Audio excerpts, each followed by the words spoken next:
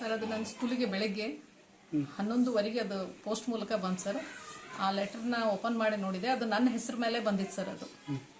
ಅದನ್ನು ಓಪನ್ ಮಾಡಿ ನೋಡಿದಾಗ ಅದರಲ್ಲಿ ದೀಪಾ ನಿಮ್ಮ ಹತ್ತೆ ಅಂಜಲಿ ಮತ್ತು ನಿಹಾಳ ಹಾಗೆ ಕೇವಲ ಕೆಲವೇ ದಿನ ಅಂತ ಬರ್ದಿತ್ತು ಸರ್. ಅದನ್ನು ಓದಿದ ತಕ್ಷಣ ನಾನು ಇಮಿಡಿಯೇಟಾಗಿ ನಮ್ಮ ಮನೆಯವ್ರಿಗೆ ಫೋನ್ ಮಾಡಿದೆ ಮತ್ತು ನಮ್ಮ ಬ್ರದರ್ ಶಶಿಕಾಂತ್ ಬಿಜಾಡ್ ಅವ್ರಿಗೂ ಫೋನ್ ಮಾಡಿದೆ. ಅವ್ರು ಇಮಿಡಿಯೇಟಾಗಿ ಬಂದು ನಮ್ಗೆ ಪೊಲೀಸ್ ಕಂಪ್ಲೇಂಟ್ ಕೊಡೋನು, ಇದನ್ನು ಹಾಗೆ ಬಿಡೋದು ಬೇಡ ಅಂತ ಹೇಳಿದರು. ನಾವು ಅಲ್ಲಿ ಕೇಶಾಪುರ ಪೊಲೀಸ್ ಠಾಣೆಗೆ ಹೋಗಿ ನಾವು ಅದನ್ನು ಕಂಪ್ಲೇಂಟ್ ಕೊಟ್ವಿ ಸರ್. ಅವರು ಅದನ್ನು ತೆಗೆದುಕೊಂಡು ಅವರು PSI ಎಲ್ಲ ಹೇಳಿದರು ಸರ್, ನೀವೇನು ಹೆದರಬೇಡ್ರಿ, ನಾವು ಇದರದ್ದು ಬಗ್ಗೆ ತನಿಖೆ ಮಾಡ್ತೀವಿ, ನಿಮಗೆ ನಾವು ಪೂರ್ತಿ ಸಪೋರ್ಟ್ ಮಾಡ್ತೀವಿ, ನಾವು ಅಪರಾಧಿನ ಹಿಡಿತೀವಿ ಅಂತ ಹೇಳಿ ಅವ್ರು ನಮ್ಗೆ ಹೇಳಿ ಅದನ್ನು ಅದೇ ರೀತಿ ಅವರು ತನಿಖೆ ಶುರು ಮಾಡಿದ್ದಾರೆ ಸರ್.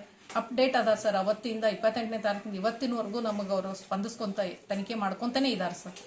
ಯಾರಿಗಾರ ಮೇಲೆ ಅನುಮಾನ ಇದೆ? ಇಲ್ಲ ಸರ್, ಯಾರ ಮೇಲೂ ಅನುಮಾನ ಇಲ್ಲ ಸರ್. ಈ ಥರ ಘಟನೆಗಳಾಗ್ತದೆ, ಏನು ಹೇಳ್ತೀವಿ? ಅದೇ ಈ ರೀತಿ ಆಗಬಾರ್ದು, ಸಮಾಜದಲ್ಲಿ ಈ ಥರ ಘಟನೆಗಳು ಆಗ್ತಾ ಇದ್ದಾವೆ ಅಂದ್ರೆ ಒಂದು ತುಂಬ ಭಯ ಉಂಟಾಗ್ತಾ ಇದೆ ಸರ್. ಅಂಥವ್ರನ್ನ ಸಿಕ್ಕರೆ ಸುಮ್ಮನೆ ಬಿಡಬಾರ್ದು ಸರ್, ಎನ್ಕೌಂಟರ್ ಮಾಡಿ ಒಗಿಬೇಕು ಸರ್ ಅವ್ರಿಗೆ. ಇನ್ನು ಮುಂದೆ ಯಾರಿಗೂ ಈ ರೀತಿ ಆಗಬಾರ್ದು ಅಂತೇಳಿ ಬೇರೆ ಪುರುಷರು ಸತೇಕ್ ಅದು ಮನದಟ್ಟಾಗಬೇಕು ಸರ್. ಅದು ನಿಮ್ಮ ಹೆಸರು? ದೀಪಾ ಅಡ್ವಿ ಮಠ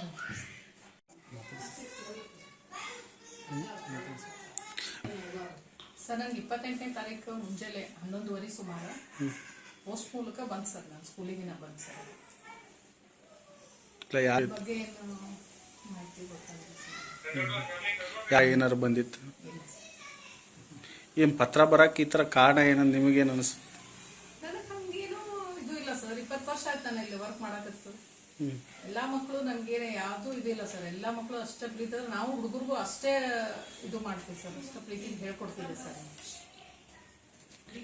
ಈ ಥರ ಪತ್ರ ಬರ್ತಿರ್ತಾವೆ, ಏನು ಹೇಳ್ತೀರಿ ಈಗ ಬಂದಿರೋದಕ್ಕೆ? ಏನು ಗೊತ್ತಾಗ್ತಾ ಇಲ್ಲ ಸರ್ ಅದ್ರ ಬಗ್ಗೆ.